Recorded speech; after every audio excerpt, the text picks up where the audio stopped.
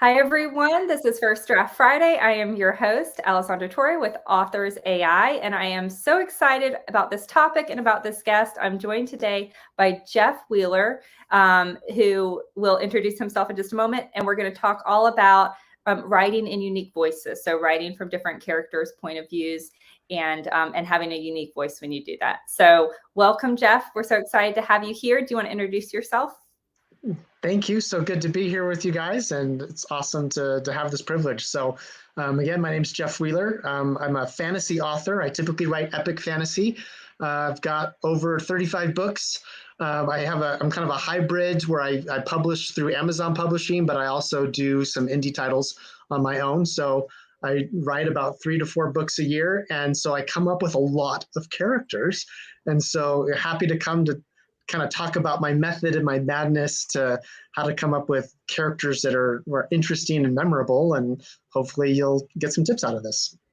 And just as some background where this came from, guys, and for any of you watching, don't be shy. We'll be taking your questions throughout the show. So pop questions as they come in the comment section.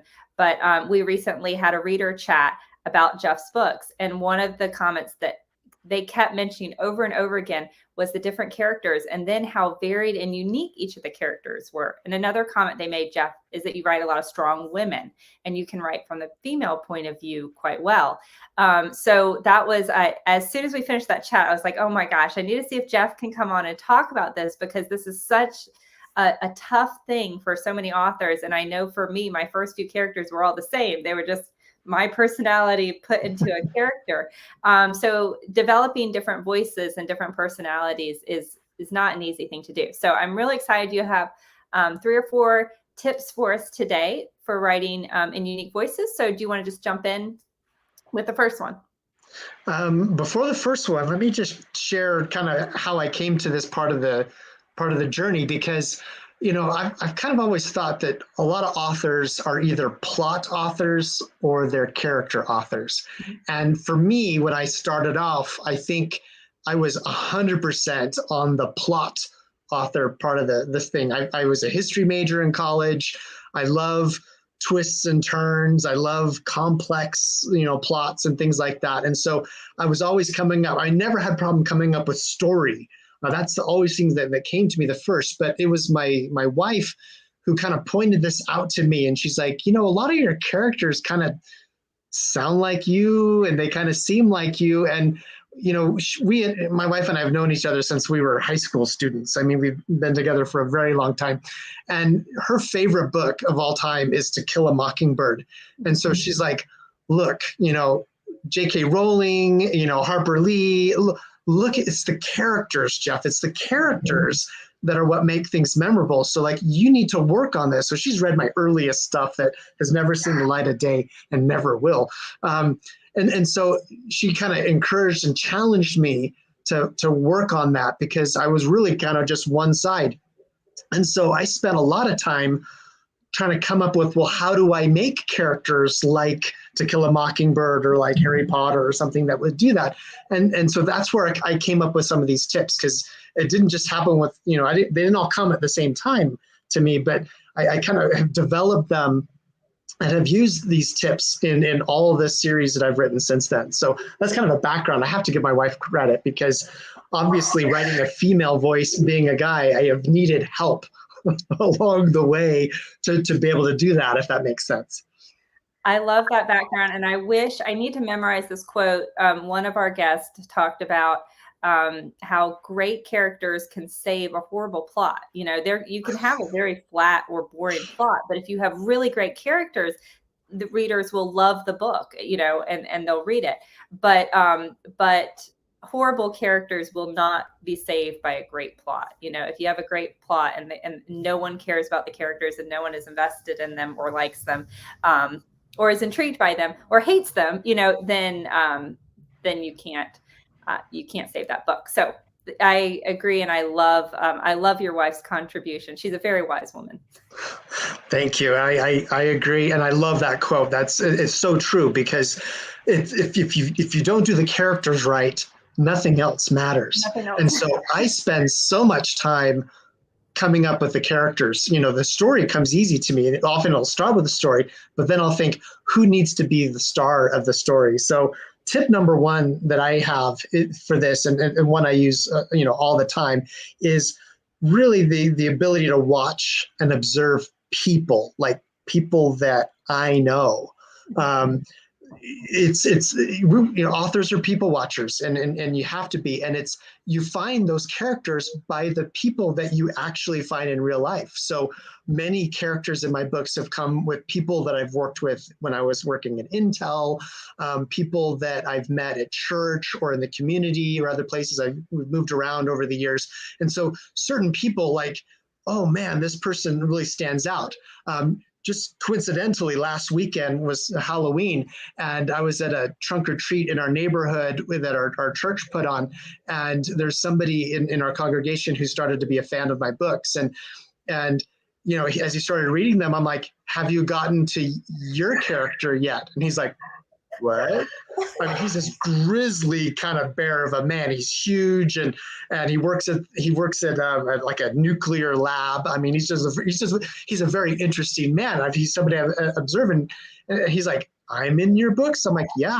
He's like, which one? I'm like, I'm not going to tell you. You're just going to have to find it, but I'll help you out. I've only been here for a couple of years, so nothing more recent books. Yeah, it's got to be one of the more recent ones. So I happened to be talking to him at the trunk or treat last weekend, and I'm like, did you find yourself? And he said, I did. And because it was his name. Yeah. and so that kind of made it easy, but I didn't want to tell him what book it was in. And he said, oh man, he's like, I shared it with my wife, and I said, this is scary. He knows me better than you do.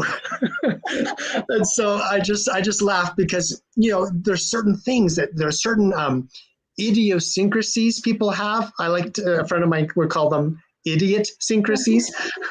And so when we're all revealing ourselves in the way we talk, the way we walk, the way we interact with people. And so authors keep their eyes open for people like, wow, this person would be interesting as a side character or a support character or a main character. I've used all of those different things. And so for me, especially when I was learning to write to write a strong female character, the first book I really did that in was my Wretched of Muirwood book. And thankfully, I tapped into my 16-year-old niece at the time, and I asked her to be an early reader. Like, I would write a couple chapters, and I would send them to her. And I was saying, look, I want to make sure my reactions are realistic. And if she's a teenage girl and you need to help me to be able to make sure. And so she would give me feedback chapter after chapter to be like, well, I would have probably put it this way, or this is how I would react to that situation. And so that coaching really at the beginning helped me quite a bit. That's a great idea. I love that. And oftentimes we don't want to share, like, I know I'm insecure with my early drafts, but I love that idea of, sending as you write with an ideal, especially if it's someone who's so drastically different from you. I'm assuming that mentally, you're not like a 16-year-old girl. So no. No, it's true. And so that process helped me. Also, my other readers, like my sister, my youngest sister, is one of my earliest readers. Every time I write my chapters during the week, I send them to her at the end of the week. So it's all rough draft, it's all early stuff, but I send them to her, and she's been a part of my process for over a decade now. And so she'll respond, only 3 chapters at a time, and she'll tell me if I'm missing a mark on something. She'll tell me whether she's confused by something, and often her questions end up rolling into the next chapters because I'm able to explain it. She's like, wow, you resolve things. It's like, that's because you're telling me. Because she has no idea where the story's going. Like, for me, I can't sometimes, I'm in the middle of it. I can't see it objectively. And so having that initial feedback, and then my wife is an early reader. She won't read it chapter to chapter, but when I'm done with the book, she's one of the first people who reads it as the whole thing. And she'll read it over a weekend, and then she'll give me her pointers like, you're describing the food more than you're describing how the couple is holding hands. And it's like, yeah, you're right.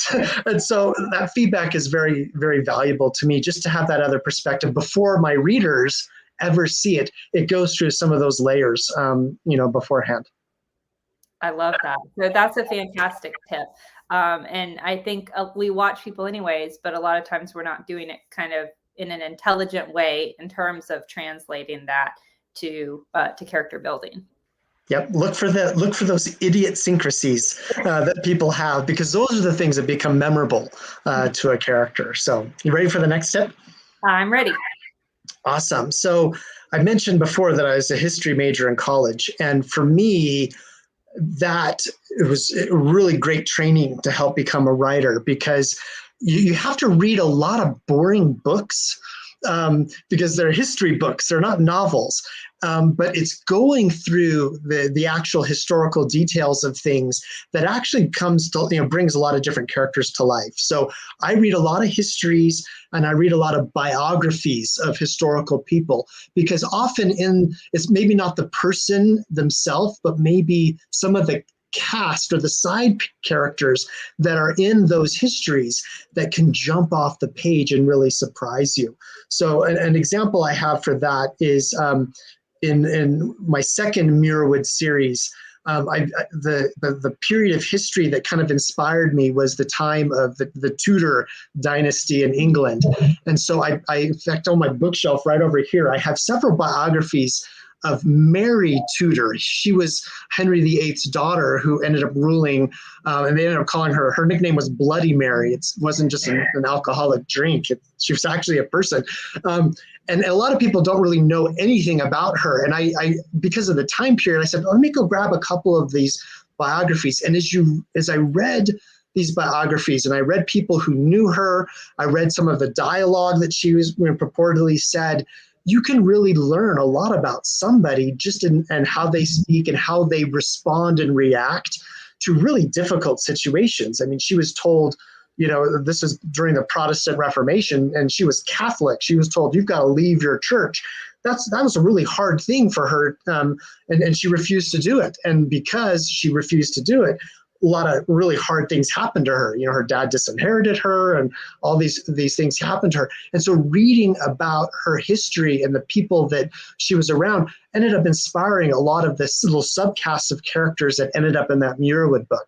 So history, I have found, just to be so helpful as you read about what really happened, and especially comes up with great plot twists, because history never rolls out as an author would plan. Yeah. And so having those ideas coming from history, but definitely being inspired by people from the past, and often just biographies of different people that I've read, just different characters have come up through there, and just the ways of describing them and what made them memorable. Why did I like that person?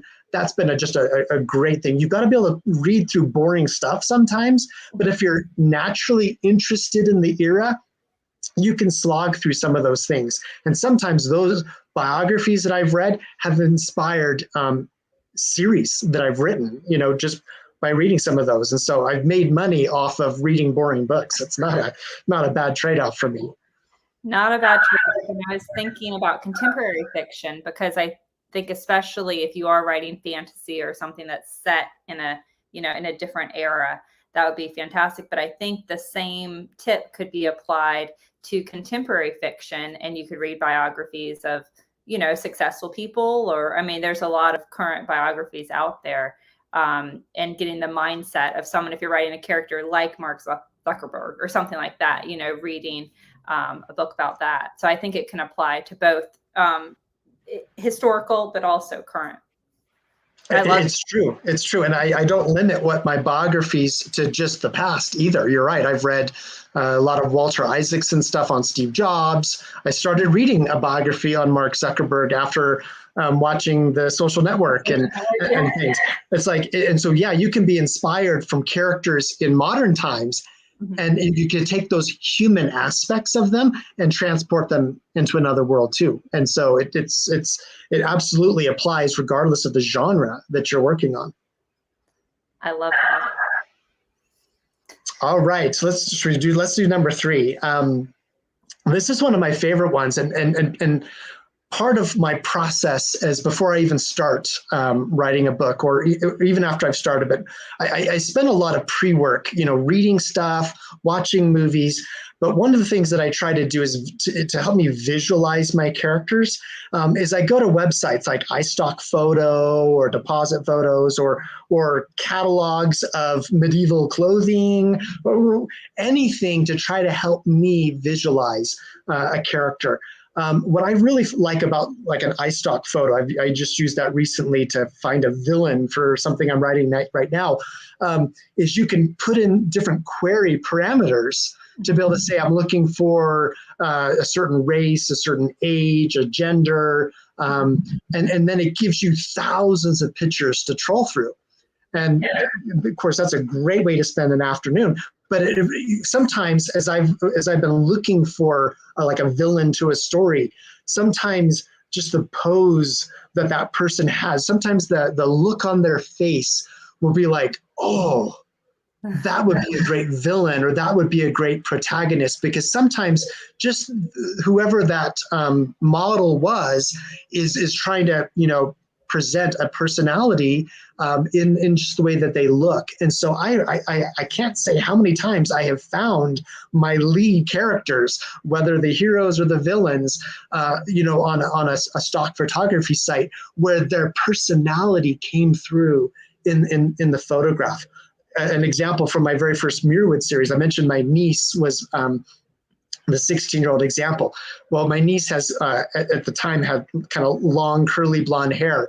And so I wasn't intentionally trying to make my character like her, but as I was going through a photography site looking for, a teenage girl with curly blonde hair, I came across a photo shoot of a model from somewhere in the world. I have no idea. But, I just was like, just looking at the smile on her face, the way she was looking at the camera, the kind of the poses and stuff. I'm like, that's her. This could be my niece, like totally. And so I would save those pictures from iStock onto my computer. And so right before I write the chapters, or when I'm trying to get into that character again, I'll just go to that folder where I have those pictures, and I'll just start looking at them again to say, what was it about those pictures that helped me understand her personality, and how would she react in that situation? So I use a lot of photographs to help me kind of get into the mode, or get into the head or the mindset of those characters as I'm writing those scenes. And especially when you have multiple shots of the same person, you can have, because some pictures might be sad, some might be happy. It gives you different moods to kind of play with. And I've just found so many times that has saved me. Sometimes a character might be inspired from history, sometimes it might be from somewhere else, but going back to that source again helps me get back into the mindset. Like, how do you do it? I'd be interested in hearing your view on that too. Yeah, I love the idea. Margaret, one of our viewers, said like a character vision board. So do you actually assemble and put them together? I mean, you save and download them and have them where you can. Yeah, I have them on a folder on my laptop. I don't put them like on a PowerPoint or something, but I know about a lot of people do vision boards. But it's, for me, that's what I do, is I'll go through that folder and I'll just start looking picture by picture to kind of just remind me of those shots that helped inspire me. Yeah, I've created a Pinterest board before that's similar, right? Like with and it's not just characters. I'll do it with the setting and the location and what I think, their room looks like, or where they met, or something like that. So I do that too. And someone asked, Irina asked, what are the names of the photo websites you use? So you said iStock Photo. Is that correct? iStock Photo. I use Deposit Photos. I look for free ones. Sometimes you could never go wrong with a Google image search. So just go to images.google.com, and sometimes it'll lead you towards, like, if I'm looking for a medieval costume, for example, like the character in my Muirwood series, Colvin, who's kind of the love interest of Leah. I found him looking for a medieval leather jerkin. I think that was even the search term, medieval leather jerkin. And this picture came up of this young man with this kind of brooding look on his face. And he wasn't smiling at all. He looked really dark and tense. And I went to, the website, which was a medieval catalog for, period costumes and stuff. And I snapped that picture. I found that same model in a couple other pictures too. And I'm like, that's my Colvin. He just absolutely characterized that. So I use some of the, I try to do the free ones. There's plenty of different stock photos. You don't have to pay for it. You can see the samples for free and download them to be able to find that. But those are some of the ones. But often just Googling certain terms might bring you to a website where you'll find a bunch of other ones. And you talked about having to drudge through, historical documents to find that piece. Stock photo websites can also be a black hole, and sometimes it's entertaining. I mean, a lot of them are very over animated and and that sort of thing. So you might drudge through a lot of yucky before, but like you said, when you find that character or that person, and I like the idea of an image because then you can really assign any personality to it. A lot of times I'll find a muse, but it'll be like, oh, it's someone who looks like Reese Witherspoon, but who acts like, character XYZ on a show or on a movie. So a lot of times, or my aunt, Frida. So a lot of times I'll kind of Frankenstein together a main character or a side character from someone who looks like somebody I know or an actress or something. And then, I pull the personality from someone else and the job from someone else. So a lot of times that's how my characters. Well, that's actually a really good point. As I've done a lot of research on creativity, because you've got to churn out 3 to 4 books a year. You know what that's like. Creativity actually comes by the mashing together of different things. Mm-hmm. And so taking they look like this, they act like this, they sound like this is actually it's actually how the process happens. So by deliberately doing that, by going and finding things and mashing them together, that's where the greatest things come together. I had the opportunity years ago of interviewing the screenwriter who wrote the script for the first Pirates of the Caribbean movie. Oh, wow. And I asked him, how did you come up with Jack Sparrow? Because talk about a character that has stood the test of time. That was such a delightful conversation to be like, how did you, and very similar, a mashup of different things, but sometimes a character can stand out so much that they become just almost immortal because people could just think about the way they swagger and talk and things. And it's like, and they've done a good job when other authors are like, I am so jealous of how you did this. And that's a great example, Pirates of the Caribbean. We just watched it recently. I hadn't seen it in a decade or however long since it came out. But I remember watching, I was specifically paying attention. We were talking about how great of a job Johnny Depp did, but he did a great job with a great character. I mean, that character was written in a fantastic way. And I think without that character, I don't know that movie, or without him, no. I don't know that movie would have taken off like it did. He really makes that whole movie. The rest of the cast just supports, the Jack Sparrow show that goes on.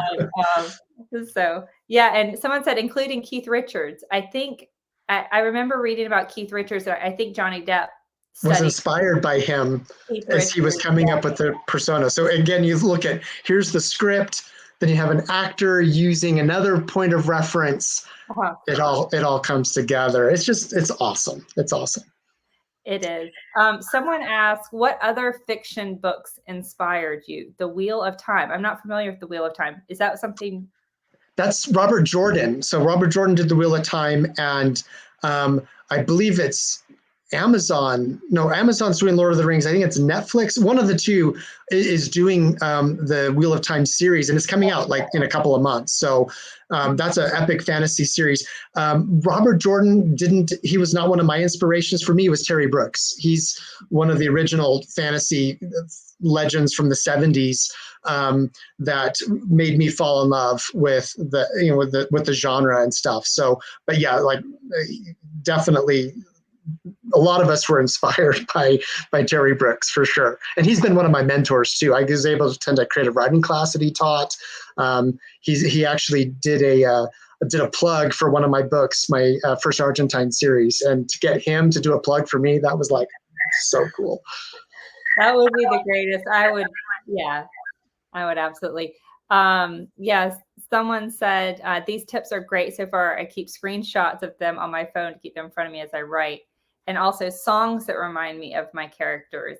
And Yes. songs have definitely helped me. Like I was writing a book set in the 80s, and I just listened to 80s songs, and it just brought me back to that point in my life and how old I was and how I felt, during that time and the decisions that I made. So And I was sitting at a frozen yogurt place with my wife, and a song came on that I'd never heard before. But as I was listening to the song, it was like the love story I wanted for my first Argentine series. And so I love technology today. So I whip out my phone. I'm like, Siri, what's this song? And she was able to label it for me. So I was able to go home and listen to it over and over again. So every time I was writing scenes with Claire and Ransom, I would often listen to that song because it captured the kind of love story I wanted to tell in it. So yeah, music, absolutely. But I don't use music as I write. Totally a distraction to me. It is. So are you a silent writer? I mean, door closed, no distractions? Door closed, white noise machine on, and noise canceling headphones, which is weird, but it totally works for me. It's able to block out the white noise, blocks out like the cars going down the street. But then the noise canceling headphones just help put me in a flow state. I'm able to just churn out a chapter just really fast in that setup. Interesting. And then how long do you write for? In fact, I just finished a chapter before this. It usually takes me about 2 hours to write a chapter, and I do 3 chapters a week, and then about a book every 3 months, just at that pace. It just gives me the right balance. Okay, so like a 2-hour session. Yeah. Okay. Oh, I'm gonna try the white. I've never tried with white noise before, and our house is so chaotic. There's always dogs barking. There's people running down the halls. Somebody needs something urgently. At all times. So, yeah. And Janet says, I was thinking about writing while I'm on the bus, so I could see noise canceling here. I could even see listening to white noise through headphones. You can, yeah. I've written on airplanes that way, where I'll do a white noise on my headset, on my noise canceling headset, while I'm on a plane, writing my chapter because I'm going to a Comic-Con or something. So it helps me get into the zone faster than just about anything else. Yeah, and I watched. I don't know if you've ever seen Chris Fox speak, but he talks about sprinting and tips for sprinting. Sprinting, for those of you watching, are short burst of highly efficient writing time. But he said your mind, if you can always do certain things, it causes your mind to be like, oh, okay, I'm in writing mode. So if you always sit down at the same desk, or you always have a cup of hot tea right before you write, your brain's like, okay, I'm about to start writing. I need to start. So I could see your triggers, your maybe mental triggers or white noise and that. Yeah. Same concept was taught in The War of Art, which is a really good book that I recommend for authors. Because it says, I write when inspiration strikes me, but inspiration strikes me at 8:00 on Mondays, Wednesdays, and Fridays. I like that. The War of Art. Okay, I'm gonna look that up. So we only have 1 minute left. I know you had one more tip. Do you think we have time to share it, or do you? I'll be real quick. Okay. Because it's to me it's the Jack Sparrow approach. It's actually reinvent other characters. So what I like to do is I will grab a character from a Shakespeare play, like not like the main character, but like there's one of my fans' favorite characters from my Muirwood series. I stole from Shakespeare's Henry V. Even a phrase he kept using. He was a Welsh soldier who said, "By Cheshire." And so I actually used that line, "By Cheshire," in Muirwood. I totally stole it from Shakespeare. And most people don't even know that that's a line that he used, but it was just perfect. So often I will take my cast of characters, for my Harbinger series, which is kind of a Victorian kind of series, I grabbed a character from Charles Dickens, a character from Jane Austen, and a character from Anthony Trollope. And so 3 different worlds, brought them together to play 3 different roles and stuff. And then I stole a character from real history. I was watching BBC's Victoria, and so I started researching her. And it's like, oh, I don't want to steal Victoria. I want to steal somebody who was related to her, read her biography, stole her completely in. So I call that reinventing other characters, because when you bring those personalities in from Shakespeare, other places, and just reinvent them for the series that you're doing. You're not telling the same story. You're borrowing the character and repurposing them for another thing. And I have done that for so many of my books and so many of my different worlds, brought them together. I love that. And think of how often you read a book and you're like, oh my gosh, this side character is totally stealing the show. They need their own book. Well, you could write a book, with that character. Yeah. And I've done that. I love that. Okay, we are out of time. We did have one more question. Irina said, "What's one book you get inspired by?" And I'm not sure if she means inspired as a writer or inspired by your books. I will tell you the book that inspired me the most when I started out was On Writing by Stephen King. That was a book that I read halfway through, and I was like, "Oh my gosh, I'm ready to write my first book." And I sat down and I did it. But do you have any books that really inspire you? Either I know you mentioned your favorite fantasy author and where you got inspiration there. Are there any craft books that really help you? As I look on my shelf, I do have Stephen King's On Writing there. I've got Terry Brooks' Sometimes the Magic Works.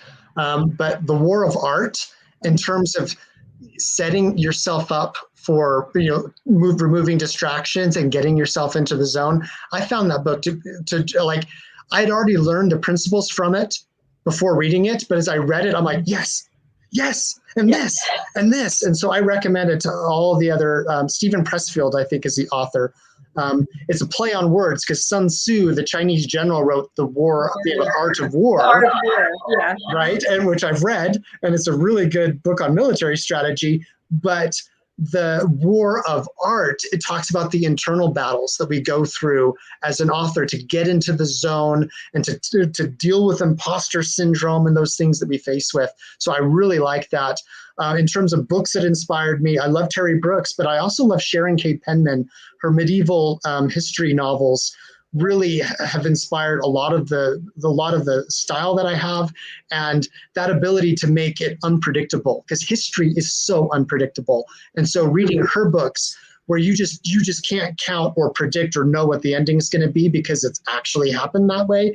I leverage a lot of that in my plots, so the end characters too, so that I don't ever want readers to pick up my books and go, I know exactly where he's going with this. No, you're going to have to wait till the end to figure out, because I've got twists and turns that you don't see coming.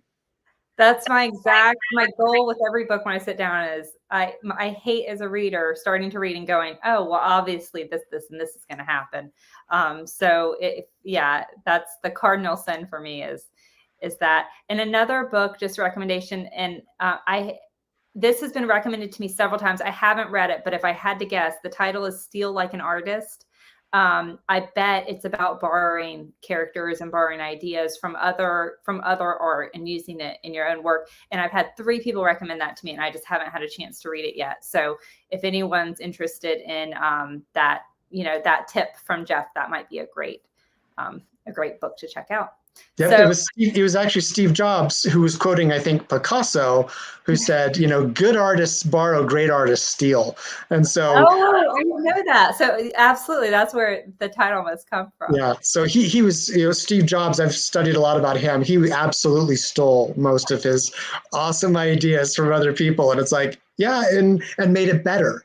And that's the thing. You're not just stealing it. You're taking the idea and then trying to make it better. And we all do that with each other every day. So I love it. Thank you so much, Jeff, for joining us today. Thank you guys for chiming in and for asking your questions and interacting with us. This has been a great First Draft Friday. We have another one loading up in 2 weeks, and you can check out all of our replays at authors.ai.